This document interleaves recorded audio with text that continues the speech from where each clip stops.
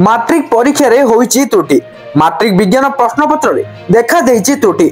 आज छात्र छात्री विज्ञान विषय रे परीक्षा देइथिले एवं परीक्षा देबा समय रे छात्र छात्री देखिथिले त्रुटि। तेबे कोन रहिथिला त्रुटि एवं एने बोर्ड तरफरु कोन आसीची सूचना जहाँ भी किसी अपडेट रही से बाबद में समस्ते जानी रखा जरूरी। तेज चलतु आउ डेई नक फटाफट से बाबद में जाना हेले ता पूर्व वीडियो को गोटे लाइक करंतु चैनल को नुआ आसते एवं चैनल को सब्सक्राइब करी बेल आइकन को प्रेस करी ऑल रे क्लिक कर रखा जमारू भी भूलंतु नहीं। मैट्रिक विज्ञान प्रश्नपत्र रे देखा देइछि त्रुटि।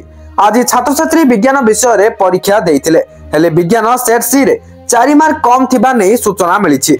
त्रुटि सामना को आसीथिबा बेले याकू स्वीकार करिसंती बोर्ड सभापति श्रीकांत राय। परीक्षार्थींकर जेमिति कोनोसी क्षति न हबो से नै विचार करूछु बोली कहिसंती बोर्ड सभापति। परीक्षा परिचालना कमिटी एनै तर्जमा करिबो बोली से सूचना दैछंती। से आउरी मध्ये कहिसंती जे मैट्रिक प्रश्नपत्र त्रुटि जगु कोनोसी पिलांकर किछि क्षति हबनी।